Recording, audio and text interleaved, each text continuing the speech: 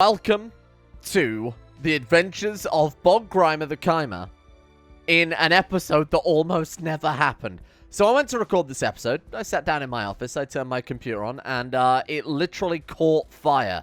I wish I was over-exaggerating here. Sparks flew from the fucking side of it, and it caught fire and was smoking. So I've taken it apart. Luckily, the only thing that blew it was the graphics card. I say luckily, it's not like it's the most expensive part of the system. Put an old graphics card in it, and I think we're good. But it might take me a little longer to render the video, upload the video, play the game, etc. because I'm missing quite literally the most important part of to play games with a PC with. So, not the ideal situation, but we're here, despite all odds, despite the fact that this episode tried to kill itself before it even started. We're here, we're Bog, we're infected, or at least we were. I don't know if this is a mechanic in the game or something, but I unpaused it, and literally the same day, you can see that we just unpaused it because we had house happen to us the second I loaded in. The infection's gone immediately. We are still wounded, though. Oh, or not. Wow, shit. The old wound is healed, leaving a pretty grotesque star behind. We're now grievously scarred already. My god. So, back to Bog Grimer. Obviously, we want to climb the ladder as fast as possible, and that is still the goal here. Somebody yesterday left a comment. Oh, there's a couple of comments I got to address. There was a comment firstly that said, apparently, as a chimer in Morrowind, we can make a Great House Veloth, as there's obviously like Great House Salu, Great House Dressindaril, Telvanni, and Redoran, and the other one, 6th Health, that'll obviously be Daggerfall and whatever. Anyway, we can technically make the 6th or 7th house, depending on how you want to look at it, of Veloth. No idea how the hell we do that, no idea what exactly we have to do to achieve that. We don't have the option right now. I assume being landed is probably part of it, or at least having some land somewhere in Morrowind. That sounds like that'd be really, really cool. And I assume it's some land in Morrowind, because there are actually Chimer on the map already, up in Kathniki. There are some, the kind of final surviving Chimer that weren't cursed by Azura, because they weren't in Morrowind. So that's really, really cool. That sounds like that could be something really fun to do. I've been looking for an excuse to play a Morrowind campaign for quite a while, and I think that's a perfect one. You know, like, really get entrenched in house politics. But it seems kind of not as personal, you know, loading in as House Telvanni, House Dress, or whatever, but actually being able to make our own 6th house as our own sort of little sub-faction, too. That sounds like that could be a lot of fun. It will paint a massive target on the back, because I believe other great houses at the highest levels get a claim on the other houses. So, Council of Great House Salu there, for example, gives them the power colonization of Vardenfell that allows them to no, sorry, it's that one. Claim an annexation of Great House territory. So if there's another Great House next to them, they can just declare war on it, claim it, and annex it. So it would paint a massive target on our back, but I think it'll be a really, really fun challenge. And then when we've proven the might of the Chimer over the other Dunmer, kind of proven that the new gods were the false ones, and obviously Boethiah and the old Velothi gods are a bit more appropriate, then we can spread out from there. That's really thematic, fits what we want to do, and I think it's a really cool underdog story as well that apparently has some mechanics baked in. So that might be our current ongoing plan. We got a long way before we get to that stage, obviously, given that we are just a man right now. Just a veteran. We're also Master of the Hunt at Great House Dress and Citizen? Oh, that's the other thing I meant to address, too. A couple of people yesterday pointed out as well that we're not actually supposed to have a house. The house is just a little customization thing I did for making it feel a bit more personalized, for making it kind of stick to the story I came up with in the first episode, to be honest with you. Mechanically and functionally, it does absolutely nothing. It does absolutely nothing at all besides allow us to have a name with a banner. That's it. We're still lowborn. Just because we have a house name, you know, consider it like a traditional house name or like an unofficial one that they kind of pass down from generation to generation rather than an official thing. We do still need to become nobility. Now, I only touched on this very, very briefly, but because we started as a lowborn, all of our stats are 0 by default, which is why we've got 0 stewardship there. We've got base stats of 0. The only thing that affects our stats are our traits. And obviously in the base game, every time as a child you become a year older, you gain a random stat. And then obviously your education plays into it as well to some extent. So we have no diplomacy besides the ones given to us by traits. And that applies to everything here. Even though we've got 14 intrigue, we've actually got a base of 0 intrigue. So to be honest, it's very unlikely that next generation won't under any circumstances be an upgrade. I said that very confusingly. What I mean by that is we're pretty much guaranteed to have a better character following succession, regardless of what we do in terms of education. Now, good education would obviously be incredible. Getting a kid that's genius and strong and whatever else would obviously be good.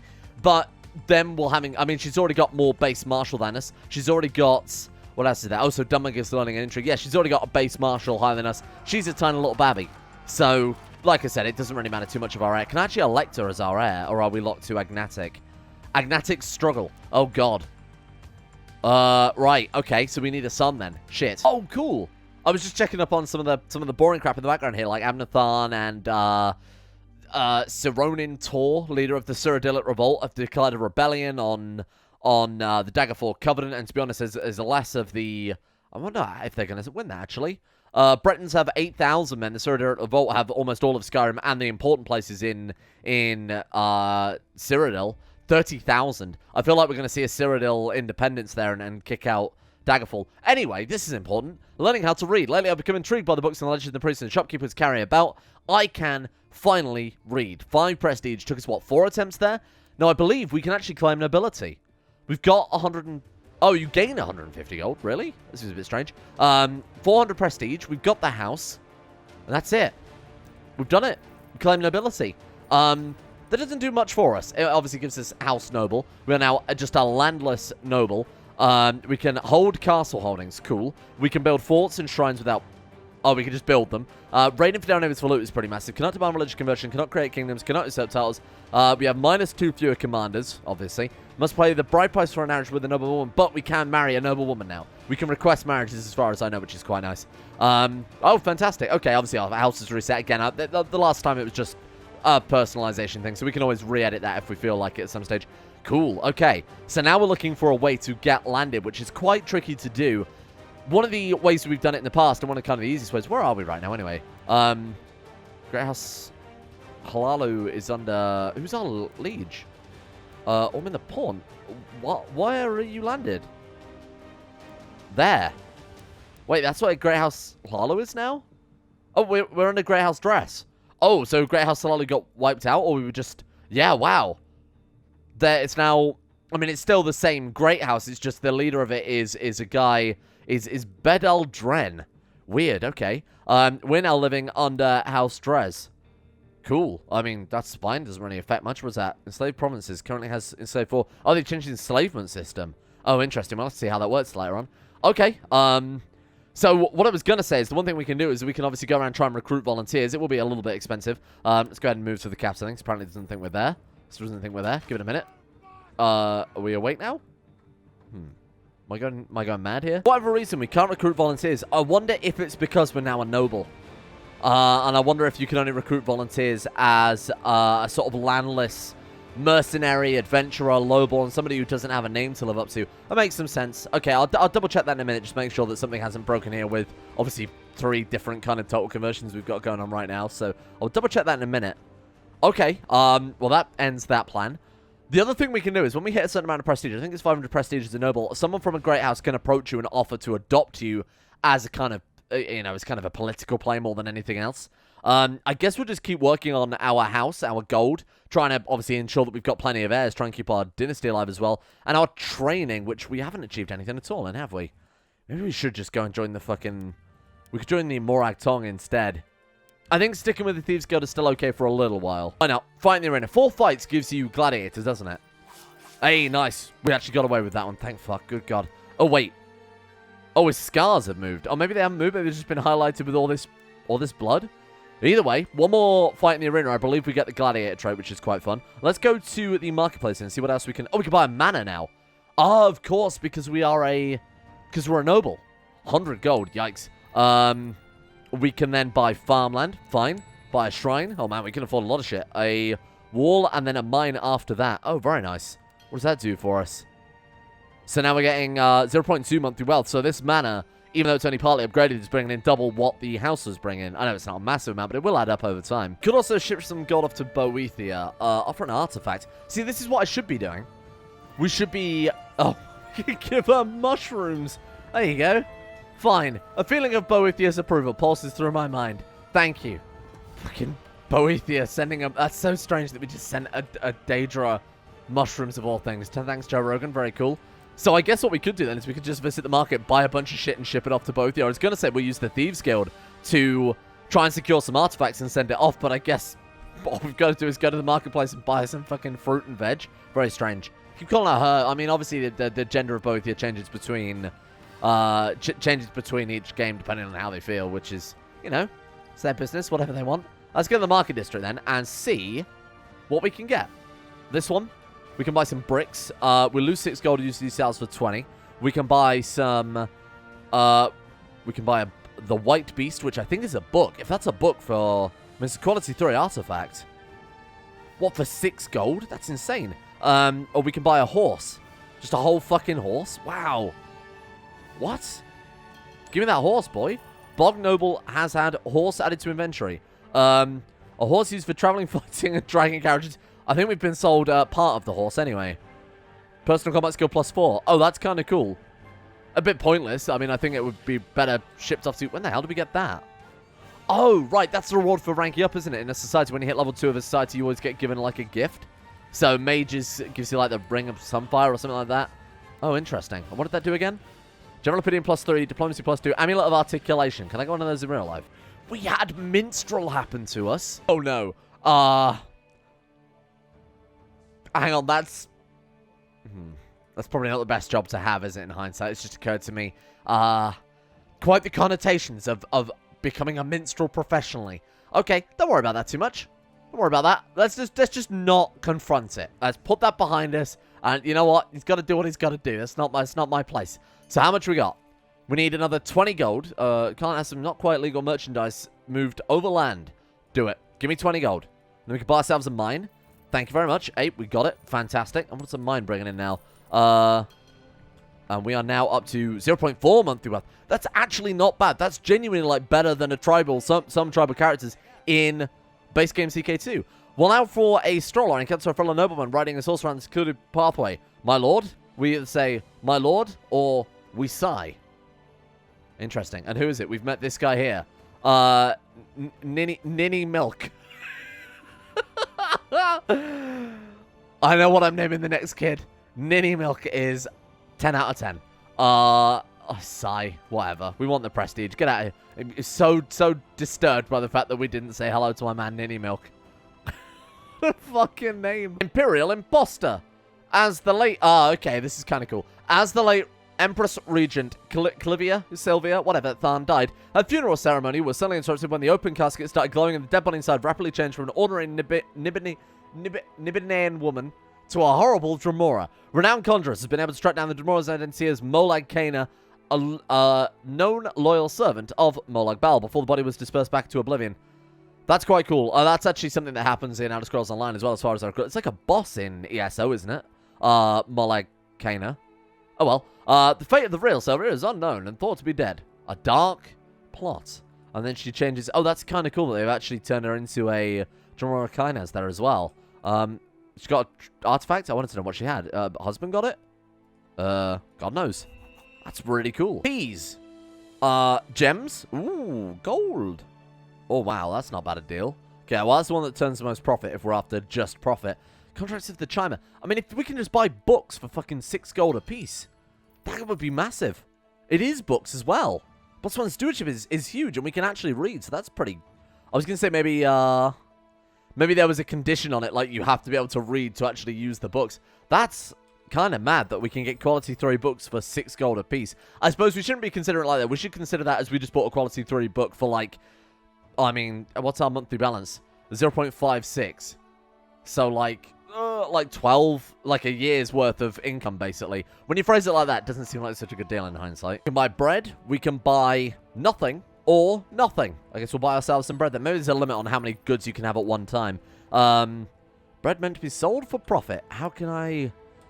Let's try it again. Let's try one more selling it for profit. It genuinely might be a better idea to give it to Boethiah. Because Boethiah, bear in mind, there is the opportunity to get... I think it's called the Wealth of Oblivion or something, which can give you random artifacts. Or it can just straight up give you, like, 200 gold. So that might be a better play overall. Let's take a look here. Set up my own stall. This man wants to buy 20 gold for the bread. Fine. That's, like, maximum value, right? As long as we've always got enough of a resource. We lose 35 ardor for sending her a horse. Okay, shit. She's not interested in the book either. Shit, I wonder what determines... Maybe it's to do with their personality type. So Boethiah is like about overthrowing authority and about cruelty to mortals. That's quite literally on her UESP page, so maybe weapons and armor are a bit more up her alley. Let's try the weaponsmith and armorsmith. I assume that would just be kind of similar to searching for a smith, but I imagine it probably wouldn't be at this stage of the game in hindsight. Archmistress Meriath the Great of Great House Redoran, or King Svargrim of Hafengar. Done. Why not? We're not really attached to any particular great house right now. I mean, technically we are sworn to House Slalu, but they've been more or less wiped out. Wait, we were wounded again. I didn't even fucking realize. Oh, that's where we joined the war and became a veteran. Got it. We've become grievously scarred, and we also are a veteran as well. So this is not just a job type, even though there is a job type. We also do gain the fertility, the martial, and everything else too there. Very cool. So get stipends as well. Stipend times 8. Oh, weird. Monthly wealth 0.16. The pay scale for this job is medium. Oh, that's a cool little feature. Okay, that's genuinely a really nice way to keep an eye on that. Oh my god, look at this. So we can buy, brace yourself for this one, we can buy a wooden stick. Not really our type of thing. Good budget weapon. We can buy a light crossbow, much more reasonable. But again, it's kind of a long-range weapon, not really our style. Or we can buy the fucking crypt cleaver. I don't know what a crypt cleaver is, but I'm going to be buying that because it sounds like a Dark Souls weapon. Oh my god, it is. A heavy blade with an oddly curved end, combining the qualities of sword and axe into a devastated two-handed cleaver. Yes. Although we did get... I mean, the sword is still better, so we'll go ahead and ship that off to Boethiah. Maybe choose into that one. Make an offering. No. Offer an artifact. Crypt cleaver. 150 Arda. It's not massive, but again, we're trying to save up here. And when can we request a boon? What can we get here? So it's 5,000 Arda for the Ebony Mail. Gold Brand is also 5,000 Arda. Dremora Kin Marcher. We need to wait until they're not aloof, because that means that obviously we can't get anything from them. Wealth of Oblivion. Can receive boons from this particular Daedra. I assume that's just because they are aloof right now. Normally we'd be able to take that, I assume. I'm pretty sure it's 750 Arda. It would probably be better to save it for the Ebony Mail or Gold Brand or something like that. Armor seems like a good idea no matter what. It's 2 gold for a padded flat top helmet. A hood is 1.4 gold, or scrap metal armor. Padded flat top helmet, scrap metal armor. Let's go for scrap metal armor. That seems like it could be kind of an overall covering. That's fine. That's okay. Personal combat skill +4 is absolutely okay. It's light armor, apparently. Oh, we just became a bailiff. Wow. Upkeep in the law? Well, I don't know if you can really call it that, but we're making sure debts are paid. Debts are collected on, more importantly. Putting our skills to good use with our light armor and our fancy sword. That also seems kind of on brand for Boethiah as well, you know, like ensuring that people are staying on top of their debts. Maybe beating them around a little bit just for the fun of it. Ooh, excuse me. I've just received word that Sir Bog of Great House Redoran was arrested for criminal activity by a local guardsman. Oh, shit. Oh, we're fine. Okay, so I think we got out of jail there. Okay, but we're the bailiff, though. So you think they'd probably go a little bit easy on us, because who else is going to collect the debts, realistically? Man, that's a pretty good combo. Bailiff and also member of the Thieves Guild is a hell of a convenience. Linen tunic, open leather cloth, or cultist leather robe. That seems appropriate. Okay, I'm in. Cultist leather robe gives identical. It's just kind of which we prefer. I think the cultist robe is a bit more on brand for what we're doing right now. Here, you want some armor? 150. Nice work. Oh, cool. Because we're noble, we don't have to worry about the agnatic struggle. It's absolute cognatic head of the family. So now we can make colloquial filth our... still a fucking incredible name. Our next successor. Cool. Obviously still no son, which is a bit of a pain in the ass, and no other kids at all. Actually, wife, whenever you're... She's 39, we're 70. It's going to be a long, long time before we have to worry about them not being able to have kids anymore. We've got Matriarch... Oh, Christ, the Matriarch of the Tribunal Temple. Join the banner under her. Yeah, we're moving up in the world. Look at that. So we are no longer a bailiff. We've been fired from our bailiff job, but instead we are fighting on behalf directly of the Tribunal Temple. She wants to make us one of her commanders. You are doomed. If we're one of your commanders, this war is fucking over, my man. To be honest, I completely forgot we were on the business focus, and it's only just had an event fire related to it, besides obviously the Piglets one, where we can have a chance of becoming just. Which I thought was rulership in hindsight. Maybe Elder Kings changes that. It's been brought to your attention that the large garden outside your castle is frankly a mess. We don't have a castle, we have a manor, but that's okay. Time to stretch those green fingers. Or gardening is for weaklings and the clergy. I feel like it's not really too on brand with Boethiah to be gardening, so I think we'll say exactly that. It is for weaklings and the clergy. Let's go for like, I mean, either war or intrigue would probably make the most sense for Boethiah. We're going to go seduction, I think. Just keep the family alive. Because if we end up dying here, that's kind of the end of any chance of Boethiah. My god, look at this kid. Sturdy, willful, haughty. This is like the perfect martial character. Well, I mean, not the perfect martial character, but coming out pretty decently. We are currently up in Dunstead, fighting the armies of Skyrim. Let's keep a close eye on our guy, find out exactly where he's heading to. We're currently in the middle of a siege, right? Incredible. Unfortunately, that doesn't mean we're going to have to put up with the Mount and Blade combat audio for fucking ages. So I think I'll probably just wait for this war time before we do anything else significant, because I can't even hear myself think over the sound of men screaming, which is, to be honest, a regular Friday night. What's going on there? No. No. She got married to some leads from the 4. Extreme terrain leader. I mean, he's not terrible, but he's Dunmer. No. No. You've ruined my Chimer playthrough. My Chimer playthrough. You're a Dunmer. That's not right. We had the event where we got the chance at a maidservant lover. Oh, shit. Oh, shit. She's so good. And we can't say lover. Yes, we do. So seduction folks coming in clutch there. We can break up with her, or we can break up with her. Can we not? Like, marrying her would be incredible. Get rid of our shitty Dunmer wife. Go for a... I'm sorry. Serena of Thea. You believe in the false living gods rather than mighty Boethiah and those other ones, whoever they are. You've got to go. You've got to go. Be gone. I'm not going to assassinate her because it would be kind of too obvious. It would kind of put too much of a target on her back. Can we not arrange marriage, though? Because that would suck if we can't. Oh, bollocks. Start automatic seduction. Wait, that's an option they've added? Where has that been my entire CK2 career? There we go. The fighting raged for many days, leaving scores of sons and daughters dead on its bloody battlefields. Today it's been declared that Matriarch Ruthrasu has defeated Spargrim of Harfingar. Banners blown high. We've done it. Glory to us. Glory to Matriarch Ruthrasu. Do we get anything out of it? Fucking nothing. Absolutely soddle. The bulwark. You're going to need to be a fucking bulwark for what I've got planned. How dare you? We got the adventurer trait, though. That's quite nice. I don't know why we can't get married. Has traits preventing marriage. It's not the... Maybe it's not the fact that we are noble. Maybe it's the fact that we're doom-driven. I thought that, obviously, lowborns weren't allowed to arrange it, which is why we had to find a spouse. But I don't think that's an issue anymore. Well, let's explore the market district to start off with, see if we get some better armor. Leather headband, butcher's apron, sold. Consult your other decisions. Find a spouse is still an option. Oh, shit, maybe we can't do it. Maybe we still have to wait until we're a landed noble to be able to do that. Oh, look. Oh, there's a button there all along. How on earth did I possibly miss that the first time round? As long as we are not inaccessible, not incapable, not undead, if we are, is not a lover. What the fuck are you talking about, you weird game? Well, anyway, we're supposed to be a lover of her. Quite clearly we are. And we need either that or need an opinion greater than 25. I don't know why we don't count as a lover of hers. That's quite clearly not true. Anyway, we can now marry a random lowborn woman. At a cost, of course. It will cost us 50 gold and 50 prestige. And it will shame ourselves in the eyes of our peers because we are marrying a random lowborn woman. Not nobility, just a random woman off the street. And you know what? We're going to do it because she's quick and attractive. And more importantly, okay, I might have added that button. The reason I've added that button, of course, is because if we're not playing as Chimer, we can't found the house. It also defeats the point of doing the whole kind of Veloth-based gods worship. And especially if we're just next generation going to become Dunmer. It kind of undoes everything, right? So figured we needed some excuse. We needed the ability to... What? The fucking game's too smart for me. What?